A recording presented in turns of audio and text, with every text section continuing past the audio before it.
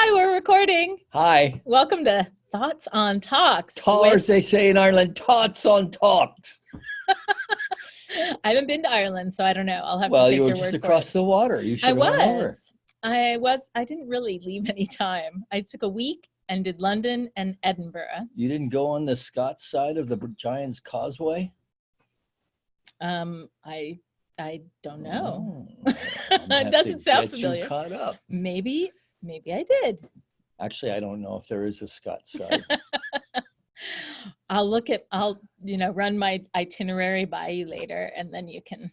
Yes. So what are we talking about? So today's Thoughts on Talks. No, before that though, why are we mentioning all these things? Because where were you last week? Last week, I was here. You were here, and Tracy Brown was here. And since I'd never met Tracy Brown, I thought it would be weird if I showed up and said, let me interview you about your talk. And she might not actually show up on a Monday to do that. So instead, I got over jet lag because I was in England and Scotland. That's right. That's what I was getting to. Yes. So welcome back. Thank you. Isn't that the French national anthem? Oh, but right. It is the Beatles. Love, love, love. She's back from Scotland. Love, love, love. Just go with it, everyone. Love, love, love. You're in a very falsetto mood today, I've noticed. You guys missed the Bee Gees rendition he did a few minutes ago in the kitchen. And what was the other one? The one you made up. I don't remember now what the line was. But scary times around here on a Monday. So we are here really to talk about Sunday's talk here at CSL Granada Hills. And yesterday's talk was about all piety. The colors of love. Oh. That wasn't piety. Okay. It's February. So. Oh, yes, Piety Month. There was a little Groundhog Day. There was a little Superbowl. There was a little love in the air. Yeah. And I liked the slides. We didn't bring them out here to share today, but it looked like it was, kind of a cohesively organized thing with all the CSLs. Was it? Or was it just you? Yeah. Some, Fembot put them together. Fembot? Yeah, it looks totally femme to me. I didn't think that. I thought it looked like, cohesive branding, but I thought it was cool. Well, that's another way of putting it. I guess if you had added some of your own little graphic elements, you could have made it. Did. You did, didn't you? Did. I liked the Martin Luther King Jr. slide. I even went back through the video and took a screenshot of it. I'll grab my phone right here. He is my new hero. I feel like you were channeling him a little bit yesterday. Did you feel like that? Did you feel a little MLK? when you have good text to work with. Mm-hmm. Yeah, I was definitely feeling the passion. Yeah. The fire. So I don't know. Can you see this? Yeah, you can kind of see it. If you saw the stick slide, a mirror in front of it and you can read it. Yeah. I'll read it to you, but it could be a fun game to try to read it from. So what's the website? It says down the bottom there. Awake something very small. Awakefree.com. Yeah. And it says, we have before us the glorious opportunity to inject a new dimension of love into the veins of our civilization. Oh. And that this calls for a Lour Reed song. Okay, go ahead. No, go ahead. He was doing Lour Reed earlier. I should secretly start this recording before you realize it. People could get a lot more musical renditions. Yeah, give them a reason to turn off even earlier than they do. So what I like about that MLK quote, this one, is that I have never heard it before. So it's like a new idea. Yeah. And most of the places that I feel unloving these days are toward politics, big business, and social structures that don't seem to be working for everybody. You Bernie lover, you. So to inject a new dimension of love into the veins of our civilization sounds like it has Elizabeth Warren. Yeah. And a grassroots sort of movement. Like each of us has to step into being responsible in our own way for our vote and for how we move about and talk in society with each other, and to listen. What was the exercise you did where you had people envision somebody that they weren't feeling loving toward? Do you even remember that? That was a couple of weeks ago, right? No, it was yesterday. You said, even that person. Oh. Send love to that. Maybe it's in this. No, that was that was download. impromptu. Yeah, because I may have been envisioning. That is the trick, isn't it? Yeah. And so I was envisioning. Easy when I'm thinking about you to think friendly thoughts. But then you think about a Cheeto, an orange Cheeto with a yellow. That was a great fluffy commercial. Did you see that on the Super Bowl? No, what was the Cheeto commercial? So they have a new Cheeto product. Okay. Called Cheetolinis. Okay. No, it's actually Cheeto Puffs. I'm totally believing you. Cheeto popcorn. And so the boss comes to him with his big box of work. Hey, I need for you to look at something. And he holds up his orange fingertips. And he goes, never mind. The guy figures out, oh, hey, if I can use this to get out of all kinds of work, like helping people move. And right. So sorry, orange fingers. Yeah, it was very funny. I saw a Groundhog Day commercial with Bill Murray. Yes, that was very funny. And I was very happy because I hadn't caught any Groundhog Day except the loop that runs in my head of the movie. So I was happy to see the commercial. The lovely Andie McDowell. She wasn't in the commercial. I know. It was all dudes and a groundhog. When that movie came out, and when that was kind of her little slot then, right? Yeah. She was like the rom-com. Yeah, ingenue. She was like, every girl. Right. Kind of like Elaine. She's much nicer Seinfeld. Than Elaine. I know, but I mean, watching Elaine, you're like, gosh, she'd be fun to have as a girlfriend, even though she could also be crazy making. Yes. Anyway, it's part of her charm, the Seinfeldian charm. Yes. But we better get to talking about injecting love into the veins of society, maybe, or well, you started by saying that springtime stirs the soul like no other season, stirring feelings of love and equanimity with all of God's creatures. So that kind of came after your Groundhog Day intro. Yes. And then I had the photo of the two kissing groundhogs. Oh, that's right. They were so cute. They actually look like prairie dogs to me. What if they were muskrats and that was muskrat love that you were showing? That was such a lame song. I was waiting for you to sing it. I was supposed to be a little prompt. I can't either. My summer before college girlfriend liked that song. So now it brings back bad memories? No, she was great. Okay, good. It was one of those weird deals, like you're never supposed to date your best friend's sister. Oh yeah. So that's exactly what you did? Well, not exactly. Okay. Because I didn't really know. You didn't know the rule?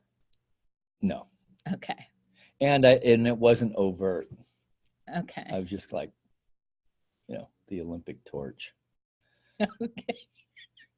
I'm interested. By the way, Thoughts on Talks has a subtitle, which is Deep Dives and Digressions. And I think the digression is where we're going today. We don't want to talk about muscat love. Muscat? That's a whole other thing. Muscat. Because I never did figure out that whole Tony and Tennille thing anyway.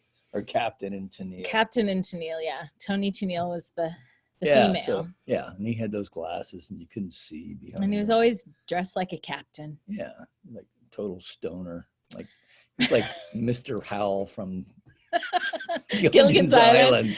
Yeah. With, but love kept them Mary together. Ann singing lame songs. But they were popular. Think of me, babe, whenever. Keep going. I'll do that. It's the 70s and the music sucks for 5 more years. Get used to it, baby, till the Bee Gees come along. Then it's disco. for another 5 years. This is how we know that our Rev is not only a music fan, but a historian. So he just mixed the two together, music history. So let's talk some spirituality. Okay. Before I completely embarrass myself. You don't feel like you've reached that point yet? Well, no, because, I don't think anybody watches these. That's the awesome Not yet. thing. Maybe we can use this as a But you're welcome to put a comment in the YouTube feed. There you go. Somebody get this guy to a no, hospital. cheer him on. We need more musical renditions. On Sunday? Oh, good question. Well, from working with ministers, I know Monday is kind of recovery day, so we can I'm give just you punch that. drunk, man. Mick, cut me. Just cut me, Mick. It takes a lot of energy to do a Sunday. It does, actually. When you're in charge of it. Yes. So please cut a little slack to our friend Reverend Mike right here. Yeah, that's a good face. So here is a quote from page 2 of your talk, because that's as far as we've gotten so far. And who said that quote? Giving love, receiving love, making love are all spiritual acts and can be gateways to the experience of God, that God is love. So this month's theme has actually been prepared by ministerial students. Oh, yeah, cool. From the Holmes Institute, which is the HQ, the official seminary of Centers for Spiritual Living. You've probably seen it on your box top. You get enough box tops together, and then you can, from your cereal boxes. From your cereal boxes, and you can get 1 hour. Can you get a spy ring and 1 hour of ministerial instruction? I don't think that's how it works. I was doing this because I'm thinking of Cracker Jack tattoos, those rub-on tattoos. Oh. But that quote you're saying was from ministerial students? Yes. Okay. Good, huh? Yes, it is good. So we have one of them is going to be amazing. Which one is it? We don't know. Oh, it's going to be all of them, and they're going to go to their right and perfect communities. Okay, give me a word. No. Intuitively. That. God. So it's love. The popcorn quote that they put together? Maybe. Maybe they pulled names out of the words out of songs by Captain and Tennille. Because now I have Love Will Keep Us Together stuck in my head. So the point is, my eyes just landed on another piece of musical history. For instance, are you going to read that? You can't you go right ahead. I can't do an impersonation of you. I won't even try. Long before Jeremiah was a bullfrog, he was a prophet. Don't spit up your tea. One of the great prophets of Israel. I only got a couple Snickers out of that. I thought that would hit a lot harder than it did. Just early. I should have probably had a meme of Kermit or something. Maybe. Anyway. And then you read a nice Jeremiah quote, which you want to read it now? I have loved you, my people, with an everlasting love. With unfailing love, I have drawn you to myself. It's a good one. That is a good one. How come we don't hear more about Jeremiah and great quotes like that? Because Jeremiah was kind of a downer. Oh. He was like a downer, Debbie Downer type.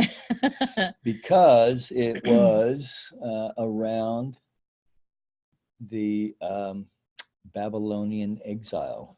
So there wasn't a lot to be happy about. Too happy about, okay. Yeah. So there was a lot of Bible quotations about love. So it's good to know that there is a lot of love in the Bible, because it's not necessarily something that you think of if you've ever been a victim of Bible abuse, or somebody's like hit you over the head with it. You look up and you go, oh God, not another Bible quote. Now, was this part of what was sent to you from CSL headquarters, or you? It came from right here. A good boy who was raised in the Catholic church and school. And I just, I think Jesus gets a bad rap because for so many people, their experience of Christianity, unfortunately, is in a denominational church of some kind, which, you know, I mean, there's 1 billion Catholics. It's a lot. Somebody's getting something out of it. And there's a Right. lot of Protestants.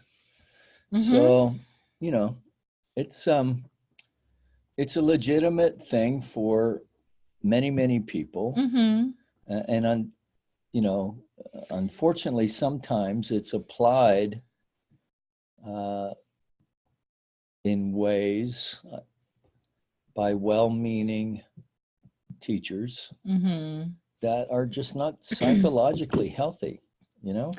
Yeah. And may even have another agenda attached to it. So, but I love Jesus, and I love, you know, finding those quotes and underscoring that, you know, he talked a lot more about loving each other as the divine. I mean, he kind of talks around it rather than, you better watch out. Right. Because I'm coming back and I'm kicking ass. Right. I don't remember seeing that at all in there. Well, metaphysically speaking. Right.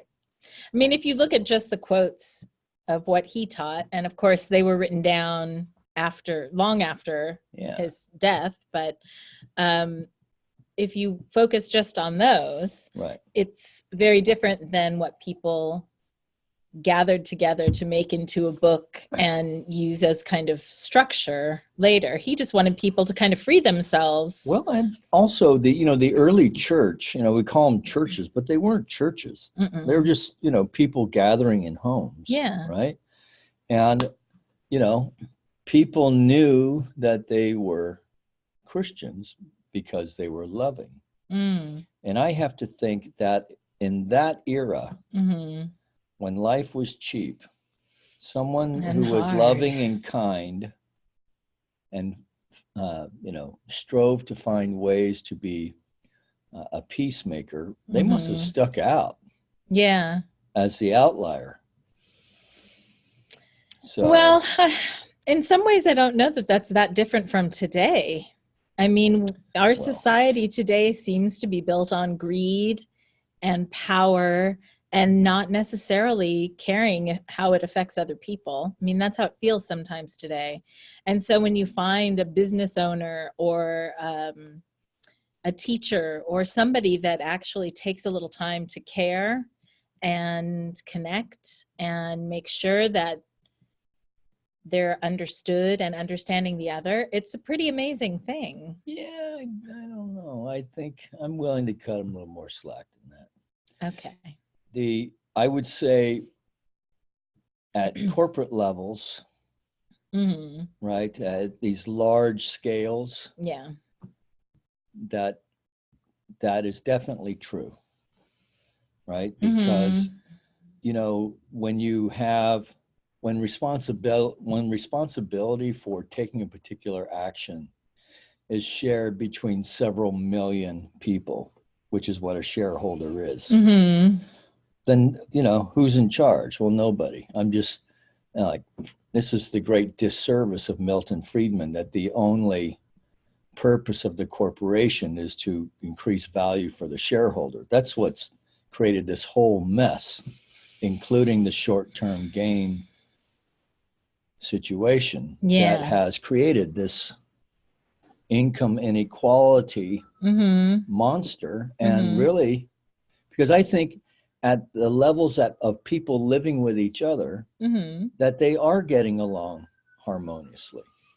That for most small business people, when I go into a shop, unless they're being overworked, that they're friendly, they're appreciative for your business. Yeah. You know, like a small business person, right? Right. The one who has to eat what they kill, right? They have skin in the game. Right. In fact, it's really the most creative activity on the planet. That it is what we teach here in religious science, right? You take an idea Mm-hmm. and then you create something out of nothing, literally. Mm-hmm.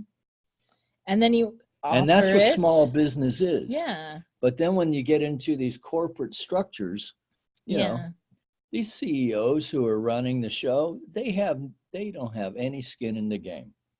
They have their little Ivy League reputation, you know, but they even get a couple passes on that. They just pass each other around. Yeah. And take gigantic slices of the pie proportionally, and then lecture all the workers on how greedy they are. How the workers are greedy. How the workers, yeah. Okay. You know, you should be saving your money. No kidding me. Somebody bring that bag full of money in here. I've got to find a place to put it. It's getting ridiculous. I'm going to have to build another warehouse for all my money.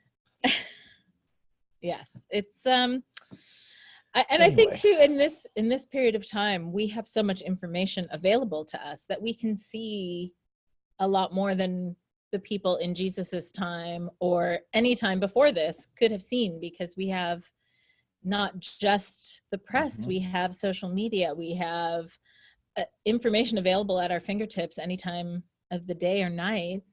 Not that everybody chooses to use it or, you know, fact check, but it's available, and we can see a lot more than we would have been able to see. And there is a power for good in the universe available to everyone, and we can use it. We can use it to discern. We can use it for inspiration. We can use it to garner and gather creative ideas. That reminds me of something you said yesterday about us all being trust fund babies of the divine. Yeah, that actually in here somewhere in your notes? No, I made that up in the moment. And I was the only one who laughed, who like recognized the phrase trust fund babies. Yeah. I felt very alone in that moment. It's like the only audience member who loudly guffawed during a Sunday service. That's why you need to be right in front. But yeah, I mean, if we believe in original blessing rather than original sin, if we believe that we do in fact have the divine inheritance, from as in the story of the prodigal of old, when we return to the Father, and you know, you get the fatted calf and the ring on the finger and the finest robe. That is the divine inheritance. And keys to the kingdom. And it's all there waiting for us, awaiting our recognition of it. So in the story of the prodigal son, that was always there. Even though he left. He couldn't wait to get out of that place. Right? And and then what it says in the passage is that he came to himself. He's like, oh, gee, I really don't have to live here with these pigs. I mean, I could go back to my dad's farm and live better. I mean, he treated his people better than this. Maybe I could just go back and be a hand. And be humble and, you know, not arrogant. I mean, I think that's the thing about the trust fund baby phrase is it's been used in in society as a very spoiled person who doesn't have to work or develop character because they have this trust fund available that they can draw on whenever, so they don't have to worry. But in a metaphysical or spiritual sense, if we could apply that to not having to worry, to not being afraid, how much energy might we free up to be creative and connect with each other? Man, absolutely. Yeah. So, you know, Jesus said, fret not. Right? Even the lilies of the field, you know, they toil not. And so, you know, there's a lot of good stuff, bringing it back to the Bible. There's a lot of good stuff in there that when we get away from this CYA understanding of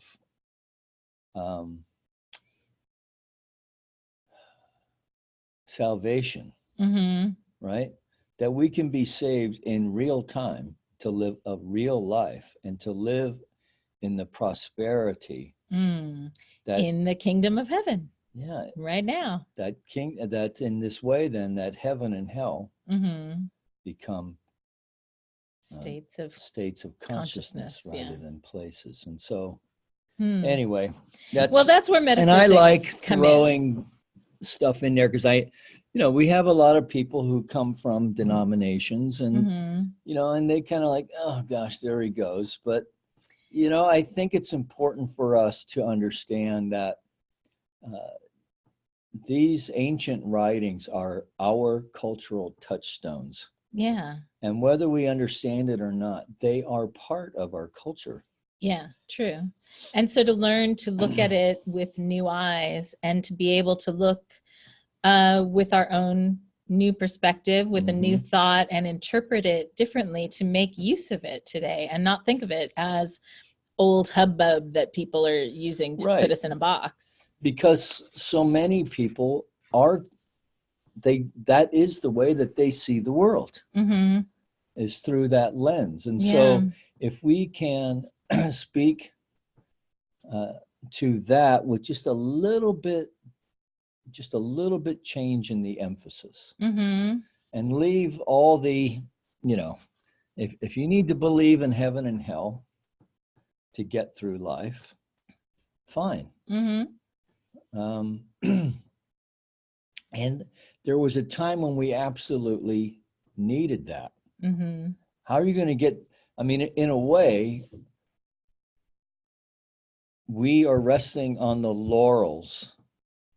We're standing on the heads, the shoulders of all of those who came before us spiritually. Yeah. Because we're already kind of behaving ourselves, right? Keeping our hands to ourselves. And we're understanding the nuances around that, like, Me Too, like, discussions around privilege. Right. Which are needed and need to be explored deeply. But you have to have a certain amount of freedom in your life to have all the basics covered, to be able to step into that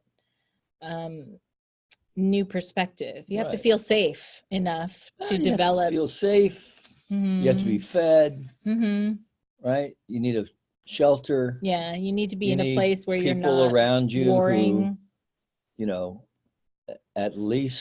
can at least tolerate you, if not even like you, and hopefully love you, and that you can love in return. Yeah. So I think we kind of take that part culturally for granted, but that's what we are springboarding from. Right.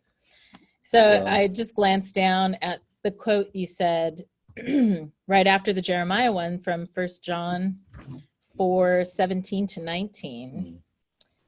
And I think it fits perfectly here. You want to read it? Go for it. As we live in God, our love grows more perfect. So we will not be afraid on the day of judgment, but we can face him, with capital H, with confidence because we live like Jesus here in the world. And in parentheses, I think is your addition, we strive to think as the Christ. Such love has no fear because perfect love expels all fear. So that perfect love is the love of God that we experience within us, the Christ-like love that is within all of us. And the idea of the day of judgment, instead of it being a day at the end, and we're always judging ourselves every day. So the day of judgment, it's like a moment to moment thing within us. Or in judgment. Right?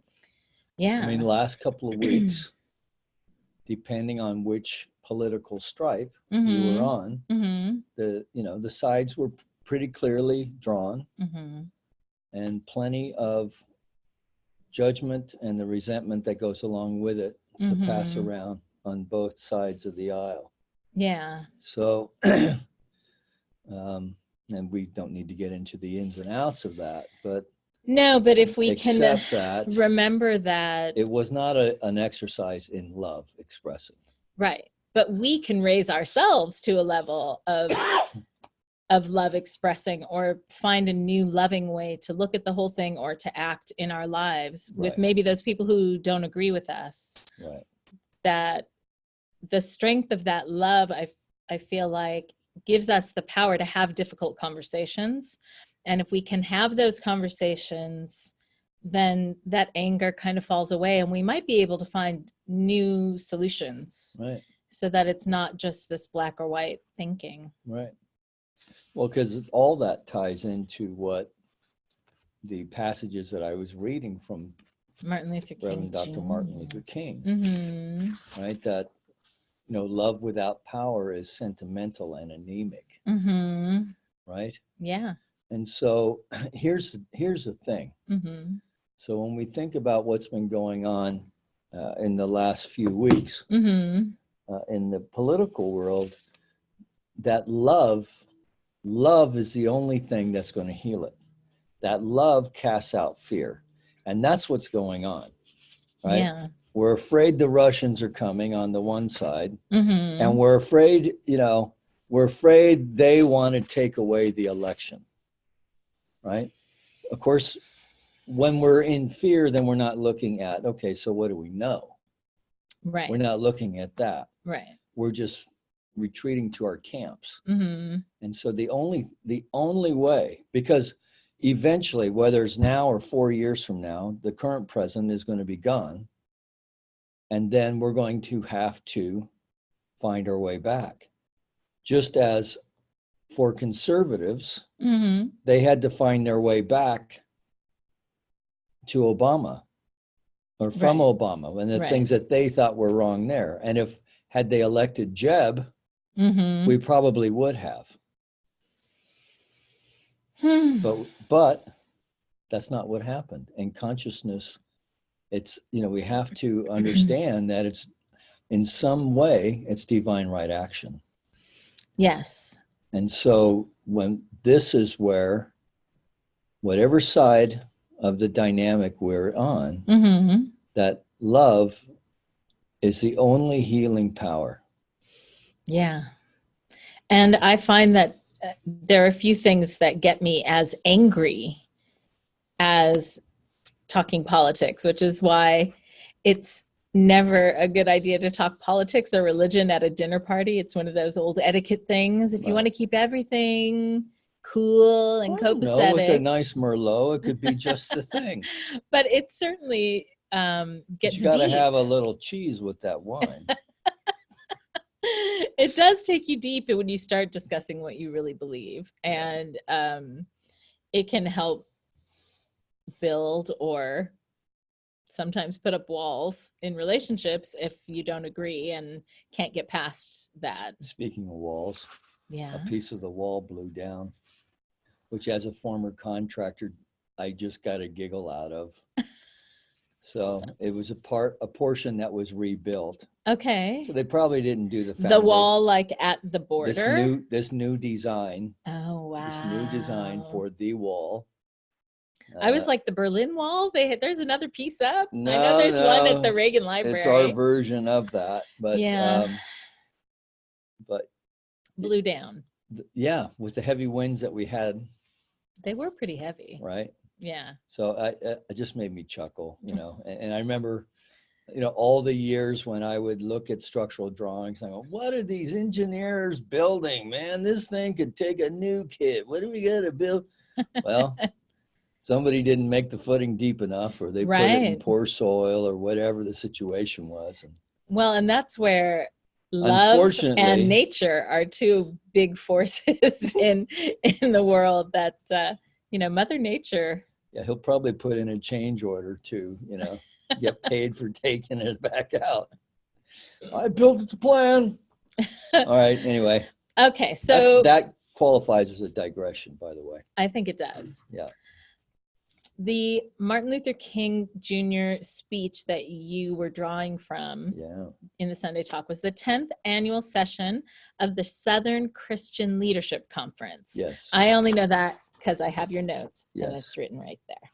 And you need, if you're still listening to this, you need to go to YouTube and look that up. Okay. It is one of the most powerful things Now, in the beginning, it's just kind of a run-of-the-mill conference. Mm-hmm. This is what we've done. And I mean, it's important stuff, right? So he's starting from the boycott, I think, in Montgomery. Mm-hmm. So this is MLK talking about this. At age 32. Okay. I mean, this guy was young when he's doing all this stuff, right? Mm-hmm. So this is, Rosa Parks started it, right? So it's in that. So I think it's Montgomery, but I could be wrong. Okay. I was just a kid then. Mm-hmm. But at any rate, so they're following the progression, which at that time was substantial to where they were today. And of course, the talk title was, "Where do we go from here?" And it was amazing. So what he does is he casts a vision for all of America. So for the American. African Americans, or as he called them in those days, Negroes, because that's the word that was acceptable that we used then. But it's so smart and so inspired and so informed because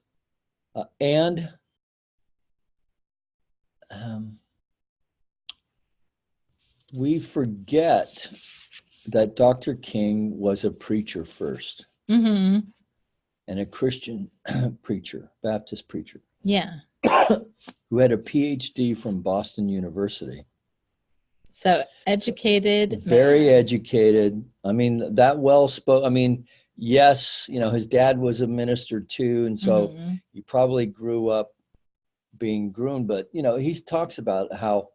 This because he was speaking to and underscoring why they needed to stay with nonviolence as a strategy.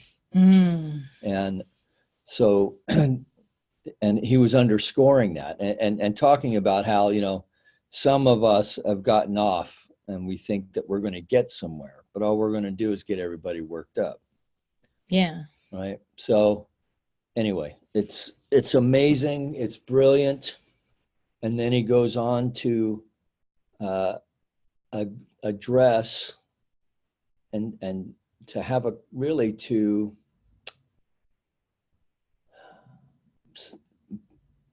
build a platform for a conversation about the systemic nature of American society, well, Western society. Right.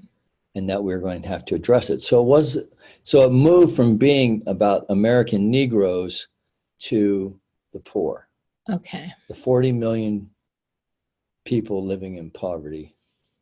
At the time of this speech, right, which was 1960 something. 60 something. And that got me curious. So I just in my phone, I just looked up the number of people living in poverty today. Okay. And so as of the 2011 census, 46 million people living at the poverty level. In America or in the world? No, in America. Oh my gosh. But this is interesting though. Yeah. Because in the 60s, there were probably only a couple 100 million people. And there were 40 million living in poverty. And now we have 300 plus, I think 360 million, and 46 million living in poverty. So as a percentage, and I don't know how he being king, I don't know how he defined the poor then. Right. But what that tells me is that we've been making strides because we basically, as a percentage of population, we've cut that number, I think probably works out to about half. But still, 46 million is still a lot of people. A nation. I'm sure there are countries that don't have that many people at all. And at the same time, a lot of the homeless, they're making an effort to count them. Don't have that many people. Right. Yeah. A lot of people don't. In the census, I know they're making an effort to count how many people are homeless and count them in the whole count. But I'm sure that there are a large number of people that weren't included in those counts because Sure. if they don't have a residence. Or if they're undocumented and we're Right. hiding or whatever. Yeah. Right. So, yeah, who knows? Mm-hmm. But I don't think it's millions. So, yeah. And, you know, maybe Dr. King, maybe the parameters of who lives in poverty, Right. was, you know, was wider. Mm-hmm. And maybe that demographic has narrowed, which I can't believe. But right. Or, you know, let me work 2 jobs, one at Target and one at Burger King. Right. They're right next to each other in Northridge. It wouldn't be a tough commute. Yeah. So. Well, we're really kind of digging into the social thing. It must be the Dr. King. I think quote. so. And I think that's one of the reasons he is accessible to so many people. You don't have to be a part of a church to know that he has much to offer all of us still. He was taught in school when I was growing up. And I remember thinking, oh, I'm so glad all the grownups worked out this whole racism thing and that we don't have it anymore. Like, that's the nice little bubble I grew up in. Mm-hmm. And then realized that it was just a nice little bubble. Yeah. But he reaches so many people. An understandable one, right? So I think there was in our thinking that, oh, we elected Barack Obama, we've solved it. Well, that I was already a grown-up by then, so it was another and then the Tea feeling Party like that. came Yeah. out, right? And then we're like, who are these people? Right. Where did you come from? And so there's where there are people, there are bound to be challenges and disagreements, and there's always more we can work on. And the idea of perfect love and each of us connecting to perfect love of the divine within ourselves is really the first step to healing any of the outside stuff. Because if we can't really love ourselves, if we're filled with hatred for ourselves or the critical voices that we may have heard growing up or from our society, then those wounds will just kind of spew them on other people. They fester, don't they? Yeah.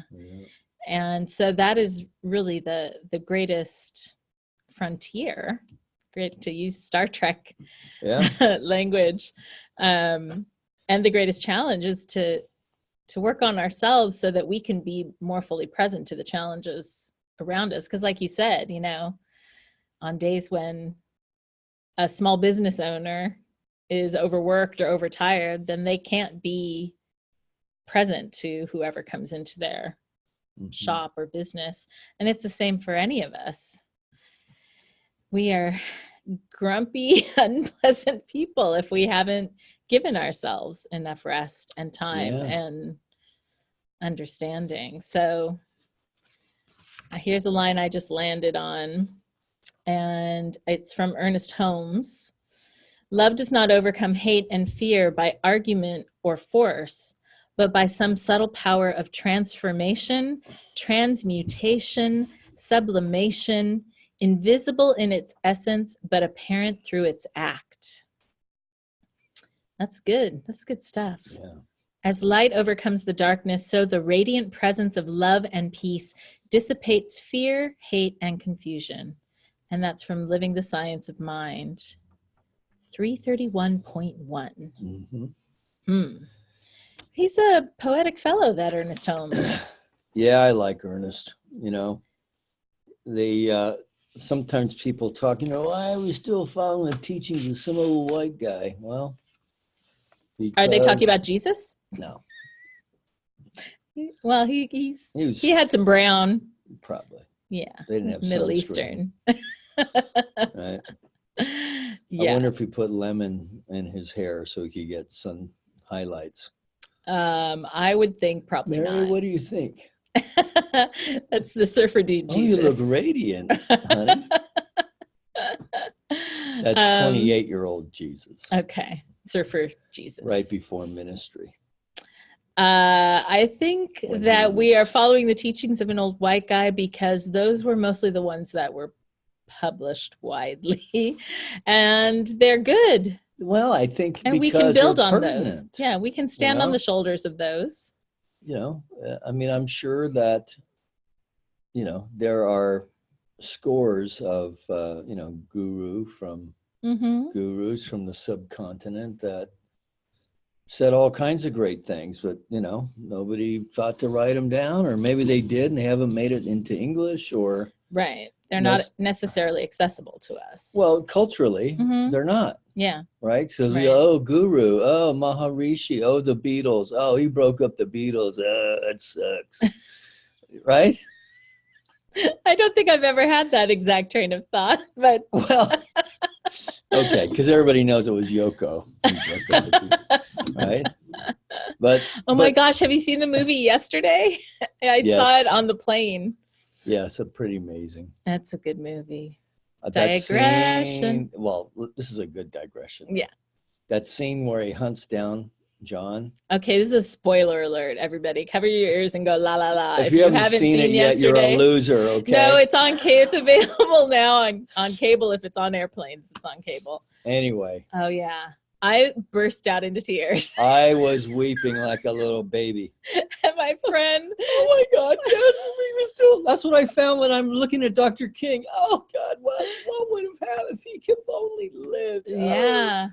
I mean, here's a guy who was casting a vision. Now, mind you, I remember growing up in the Air Force, I remember my mom having a conversation with a family friend, and they were just kind of talking about Dr. King, and I think maybe the Midnight Cowboy. Okay. Both at the same time. Okay. You know, just conversation. But I remember Evelyn saying, "Oh, he was a communist," and I'm like 60s. Oh, commie. Right. Right. I mean, that was like, right. And now, I mean, commie. Oh, that's Russians, commies. And now they're our trading partners. And, you know, we have perfect phone calls with them all the time. Who knew? Who knew they could be such a steadfast ally? And I'm just looking forward to walking hand in hand into this safe and happy road of destiny. I really don't know where to take that. Love, back to love, dun, dun, dun. Dun, dun, dun, love. Yeah. Back to the movie Yesterday. Nothing you can do that can't be done. That's why I often go to fiction. Nothing you can do that can't be done. So kindness eases change, love quiets fear.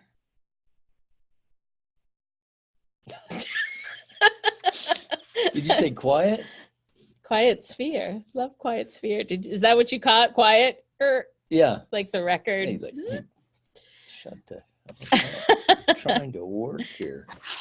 No, we're not trying to work. We're so just trying to have a let's share some more of Dr. King's talk. And then we'll call it a acronym. Call it a thing. Yeah, we're kind of getting there. Okay. So how about there's some Nietzsche also here. I love this part. Yeah. So you see what happened is that some of our philosophers got off base. You got to hear him read this stuff, man. Yeah. I mean, he knows how to use his voice. One of the great problems of history is that the concepts of love and power have usually been contrasted as opposites, as polar opposites, so that love is identified with a resignation of power and power with a denial of love. But that's not true today. We were just talking about corporations. I know.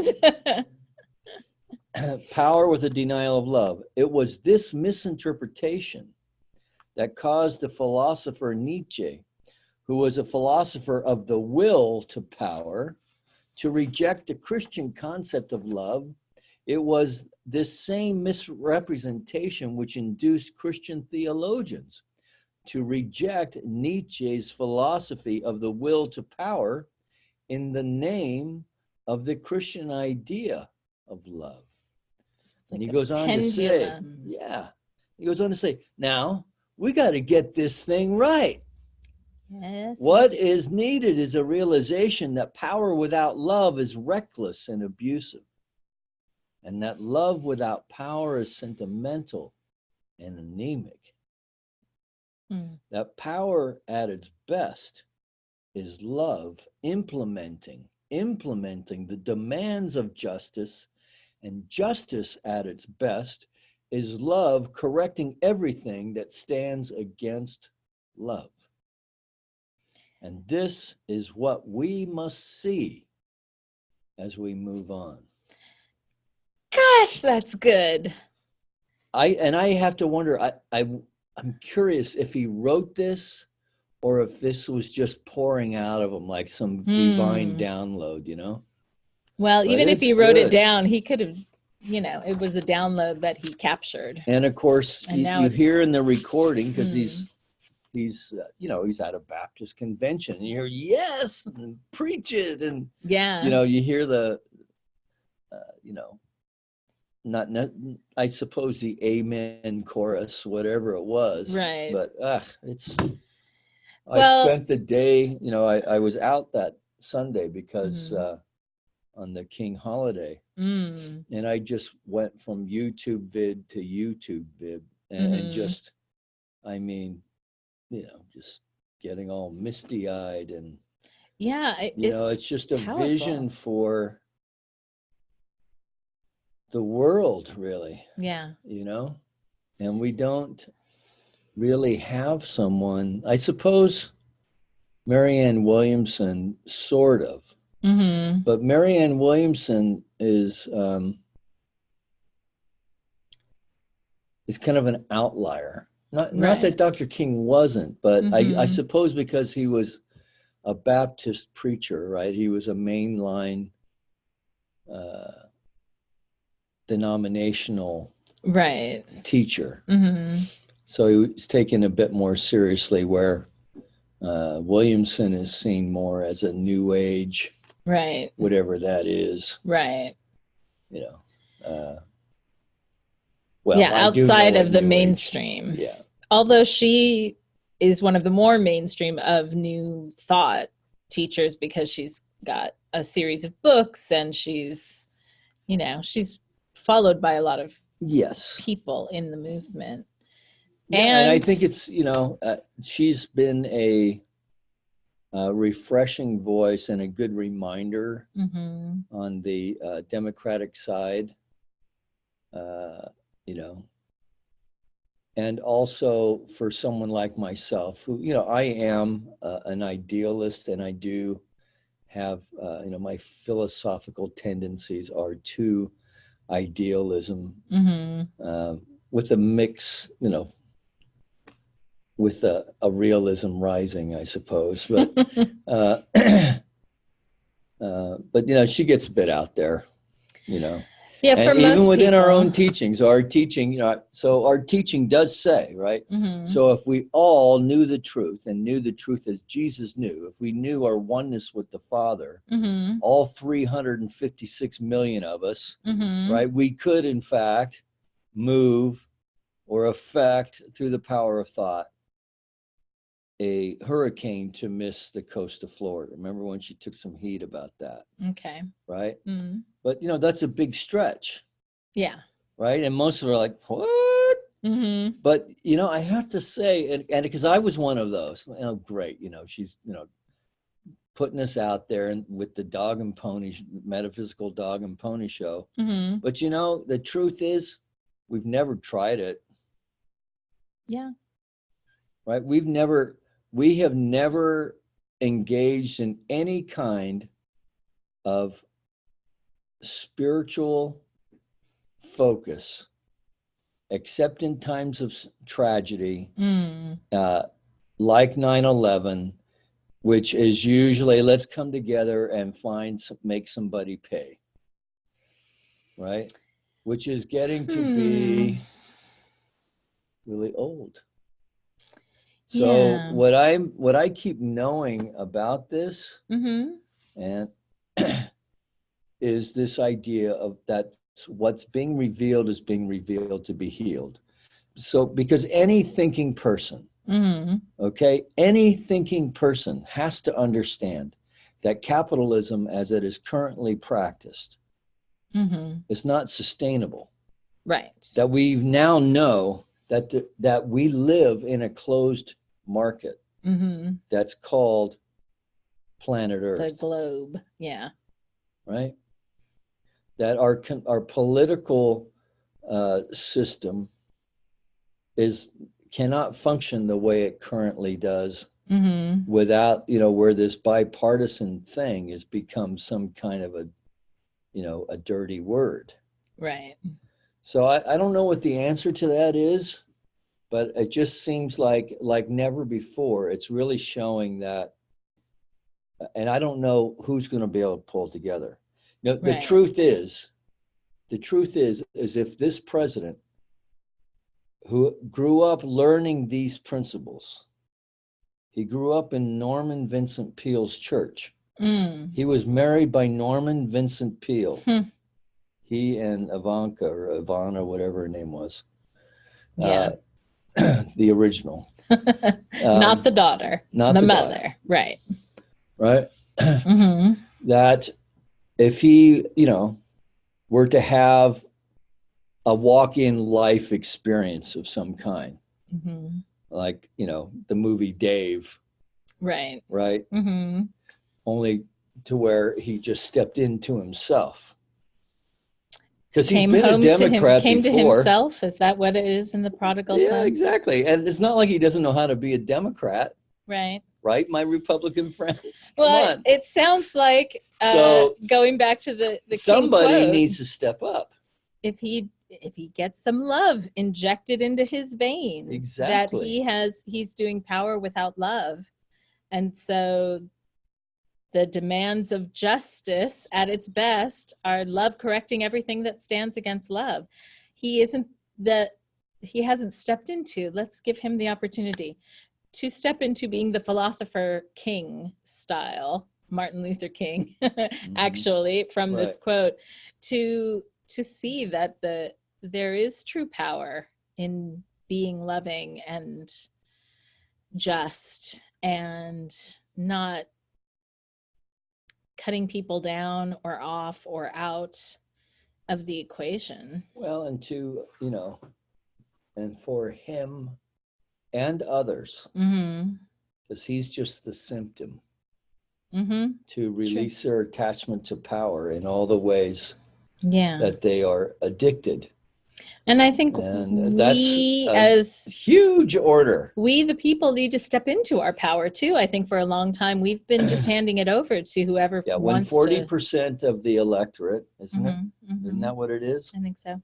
So because what he goes on to say, King goes on to say, is that what is needed is for America to be reborn. So we might be in birthing pains right now? Not in the Christian model either. He said, not in white power.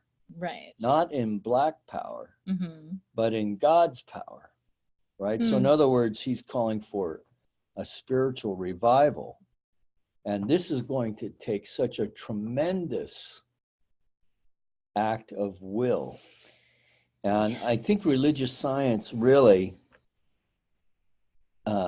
is uniquely poised to help midwife that, to use your metaphor. Birthing pain, because we really do try. And I admit that I can make fun of some beliefs, and I can be cynical and sarcastic and all of these things in trying to be funny. Well, and human. So, but this teaching is one that really is trying to make the tent as broad as possible. Yeah. But it is asking people to set their attachments to their systems at the threshold and come in. Yeah. Right? I mean, it is doing that. It's asking people, can we speak to the higher power, the higher truth in all of our traditions? And I can tell you from my own experience that some people cannot go there. Yeah. Because they feel like they are engaging in a blasphemy when they do so. So it's a weird kind of dynamic. Yeah. So, you know, what's some of this that we've been talking about reminds me of the other movie that I saw on the airplane coming back was called General Magic. And it's about a group of engineers and visionaries who had worked with Apple and were putting together, and this was in maybe 93, what has now become the smartphone that we all carry around. But at the time, there was people saw very little need for it. So they created all the programs, they put it together. It was called the Magic Link, and they put it out on the market, and nobody knew what to do with it. And they even said, as they were developing it, one of these days, it'll be a little thing on your watch, and you can take your calls and your emails and everything on your watch. But when it was launched in the early to mid 90s, people weren't ready for it. that was like the PDA thing, right? Yeah, and it was like the earliest version of it. Yes. And so all of the people, that company dissolved, and all the people went to work for other tech companies, and each one kind of took a piece, not intentionally, but they focused on something and developed that. And over time, people learned to accept, we can take phone calls while we're walking around with a cell phone, and we can check our email, we can text. One thing at a time got added until now we're at the point where people have accepted this idea that is so many years old now.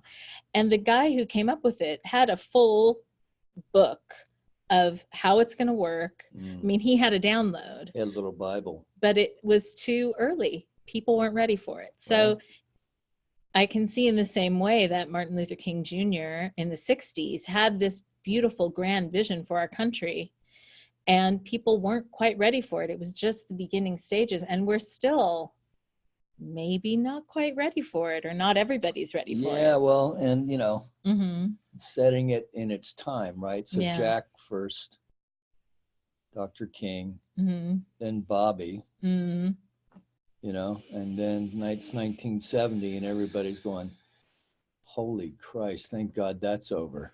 Right. Three major assassinations. Yeah. And I think that, all of them were traumatic. Certainly John Kennedy's was traumatic. Everybody remembers where they were, but as far as the direction of the country, Dr. King and Bobby. Remember, Bobby was reaching out to Cesar Chavez, right?